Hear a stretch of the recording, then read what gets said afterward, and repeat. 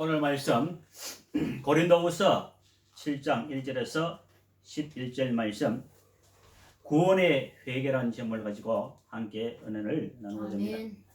본문 1절에 그런즉 사랑하는 자들아 이 약속을 가진 우리는 하나님을 두려워하는 가운데서 거룩함을 온전히 이루어 육과 영의 온갖 더러운 것에서 자신을 깨끗하게 하자고 말씀하고 있습니다. 우리 주 예수 그리스도의 은혜로 구원받은 사람들은 자신의 영과 육을 깨끗하게 해야 합니다. 날마다 성령의 기쁨의 은혜 가운데 예수 그리스도 믿음으로 말미암아 구원을 받은 사람이 날마다 우리의 영과 육이 깨끗함을 하자고 사도 바울이 말씀하고 있습니다. 3절에 내가 이 말을 하는 것은 너희를 정죄하려고 하는 것이 아니라 내가 이전에 말하였거니와 너희가 우리 마음에 있어 함께 죽고 함께 살게 하고자 함이라고 말씀하고 있습니다. 영과 육이 우리 날마다 깨끗하게 하자 이 말씀은 내가 너에게 이 말을 하는 것은 정죄하기 위해서 하는 것이 아니라 함께 죽고 함께 살고 함께 신앙생활 하자는 것입니다. 4절에 나는 너희를 향하여 담대한 것도 많고 너희를 위하여 자랑하는 것도 많으니 내가 우리의 모든 환난 가운데서도 위로가 가득하고 기쁨이 넘치는 도다고 말씀하고 있습니다. 사도 바울이 가는 곳마다 환난과 고난과 자지 못함과 형제 유형과 동지의 유형과 강의 유형과 모든 어려움 가운데 또한 복음을 전하다가 감옥에 갇히고 복음을 전하다가 수많은 매를 맞고 죽을 뻔을 여러 번 여겼지만은 내 기쁨이 넘치는 도다고 말씀하고 있습니다. 사도 바울이 지금 로마 감옥에서 고린도 교회에 편지를 보내면서도 내 기쁨이 넘친도다고 말씀하고 있습니다. 본문 7장 5절에 우리가 마게도니아에 이르렀을 때에도 우리 육체가 편하지 못하였고 사방으로 환난을 당하여 밖으로는 다투며 안으로는 두려움이었느니라고 말씀하고 있습니다. 항상 우리의 육체가 편하지 못한 가운데도 하나님께서 위로하시고 또한 기쁨 가운데 위로 가운데 기쁨이 은혜가 넘친다고 사도 바울은 신앙 고백하고 있습니다. 사방으로 환난이 다가오고 또한 모든 두려움과 안으로 두려움이 엄습할 때도 참고 인내하며 우리 주님만 바라보고 신앙생활 하여야 한다는 것입니다. 6절에 그러나 낙심한 자를 위로하시는 하나님이 뒤도가 오므로 우리가 위로를 하였으니 그가 온 것뿐 아니요 그가 너희에게도 받은 위로로 위로하고 너희의 사모함과 애통함과 나를 여여 열심히 있는 것을 우리에게 보고함으로 나를 더욱 기쁘게 하였느니라고 말씀하고 있습니다. 사도 바울은 감옥에 갇혀 있지만 디도가 오므로 좋은 소식으로 예수 그리스도 복음을 전함으로 말미암아 기쁨이 넘치는 구원받는 백성들이 자녀들이 많음으로 말미암아 내가 더욱 기뻐한다고 말씀하고 있습니다. 우리는 이 세상에서 얼마나 살는지 아무도 알 수가 없습니다. 그러나 세상에서 무엇을 하고 살아가는지 우리는 아무도 알 수가 없습니다. 9절에 내가 지금 기뻐하며 너희로 근심 가운데 내가 지금 기뻐하며 너희로 근심하게 한 까닭이 아니요 도리어 너희가 근심함으로 회개에 이룬 까닭이라고 말씀하고 있습니다. 너희가 하나님의 뜻대로 근심하게 된 것은 우리에게 아무 해도 받지 않게 하려 하심이라고 말씀하고 있습니다. 우리는 근심하는 것도 하나님 뜻대로 근심해서 회개를 이루는 그런 근심을 해야 되는데 내가 먹고 마시는데 내가 또한 모든 쾌락과 향락을 누리기 위해서 내가 명예를 얻기 위해서 내가 더 높은 자리에 올라가기 위해서 근심 걱정 세상 근심하는 것이 아니라 하나님의 뜻대로 회개를 이루는 근심이 우리가 항상 소망을 가지고 기도해야 합니다. 10절에 하나님의 뜻대로 하는 근심은 후회할 것이 없는 구원에 이르게 하는 회개를 이루는 것이요 세상 근심은 사망을 이루느라고 말씀하십니다. 하나님의 뜻대로 하는 근심은 후회할 것이 없고 구원에 이르게 하는 회개가 이루는 것이지만 세상 근심은 사망을 이룬다고 말씀하십니다.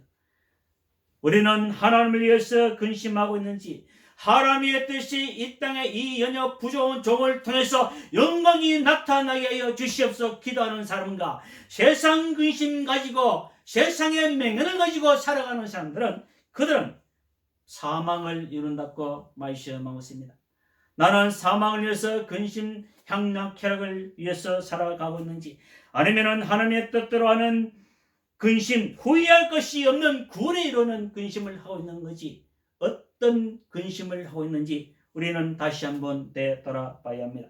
골로새서 1장 24절에 나는 이제 너를 위하여 받는 괴로움을 기쁘하고 그리스도의 남은 고난을 그의 몸된 교를 위하여 내 육체를 채우느라. 내가 교회의 일꾼 된 것은 하나님이 너희를 대하여 내게 주신 직분을 따라 하나님의 말씀을 이루러 함이라고 말씀하고 있습니다. 하나님께서 나에게 주신 달란트, 주신 직분에 따라 내게 주어진 사명을, 말씀을 이루어 하려고 말씀하고 있습니다. 시편 32편 1절에 허물의 사함을 받은 자신의 죄가 가려진 자는 복이 있도다. 마음에 간사함이 없고 여호와께 정죄를 당하지 않은 자는 복이 있도다. 내가 이르기를 내 허물을 여호와께 자복하리라 하고 주께 내 죄를 나리고 내 죄악을 숨기지 아니하였더니 곧 주께서 내 죄악을 사하셨나이라고 말씀하고 있습니다. 내 죄를 주님께 숨기지 않고 온전히 드러나서 회개를 하였더니 나의 죄를 다 사해 주셨다고 말씀하고 있습니다.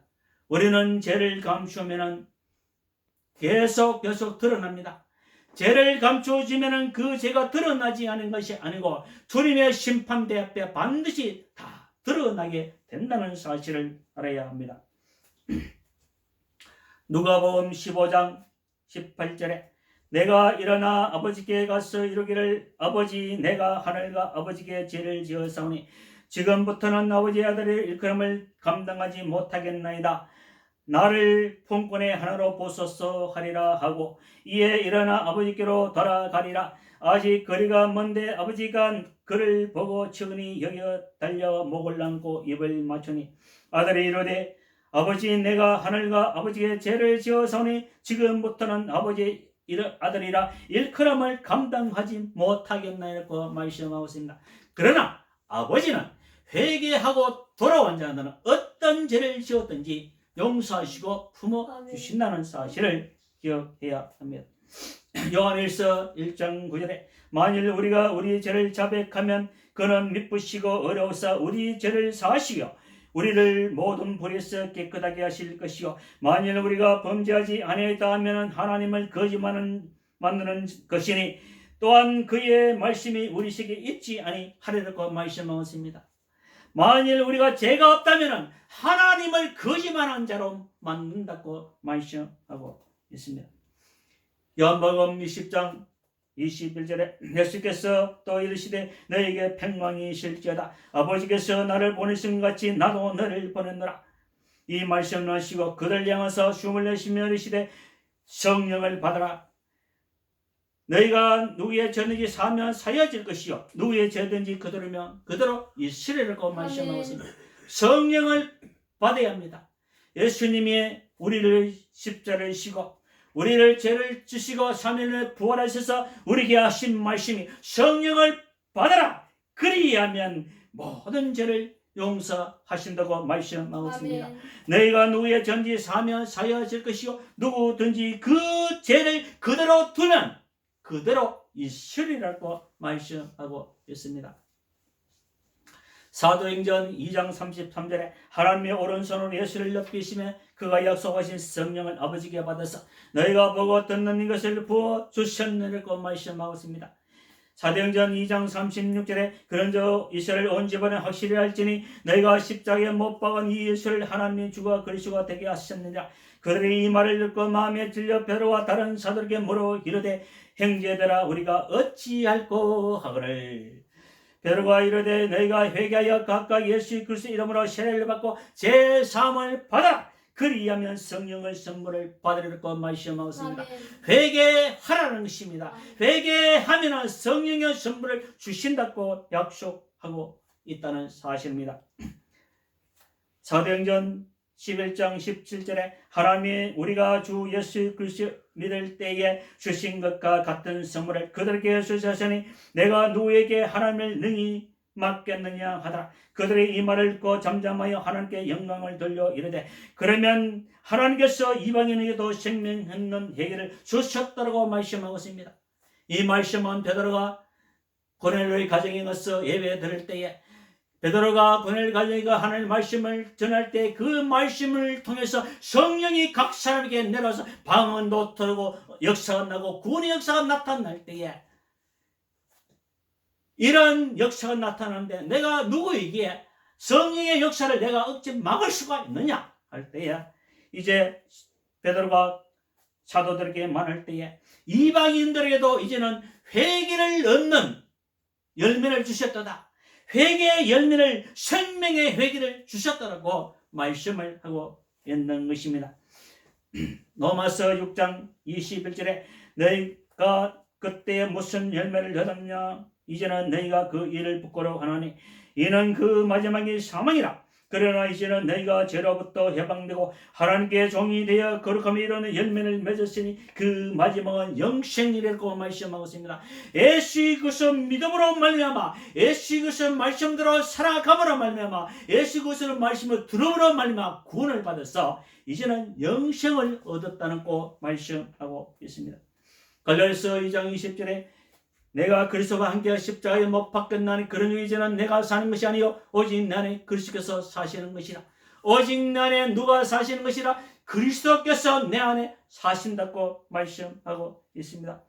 에베소서 4장 29절에 무릇 더러운 말은 내 뺏기도 내지 말고 오직 덕을 세우는 데 소용되는 대로 선한 말을 내어 듣는 자에게 은혜를 끼치게 하라. 하나님의 성령을 근심하게 하지 말라. 그 안에서 내가 구원의 날까지 인지심을 받았느라고 말씀하고 있습니다. 아멘. 세상 근심과 성령을 거스르게 하지만 회개를 이루는 근심은 하나님의 뜻대로 회개를 이루는 근심은 구원을 이루고 성령을 소멸해주고 성령을 근심하게 하지 말라고 말씀하고 있습니다.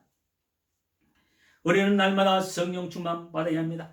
에베소서 5장 18절에 술 취하지 말라 이는 방탕하는 것이니 오직 성령으로 충만함을 받으라고 말씀하고 있습니다. 성령을 충만받지 않으면 멸망을 당하고 말 것입니다. 출애굽을 통해서 수많은 사람들이 60만 대원의 출애굽을 통해서 구원을 받았지만 그들의 우상생이고 하나님의 말씀대로 살아가지고 불순종하는 사람들은 가나안 땅에 단 한 사람도 들어가지 못했다는 사실을 우리는 기억해야 합니다.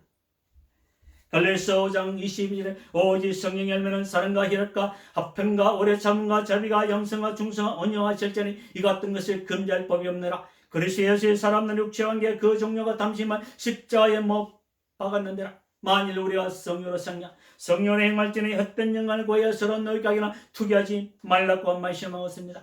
우리는 하나님의 뜻대로 근심을 회개를 이루는 구원을 이루는 근심을 해야 되는 것이지 하나님의 이 나라의 임종을 원하시고 하나님의 영광이 이 연약 부족한 종을 통해서 영광이 나타나게 축복해 주시옵소서. 기도하시기를 주의 이름으로 축복합니다. 아멘. 사랑과 은혜가 풍성하신 아버지 하나님과 감사합니다.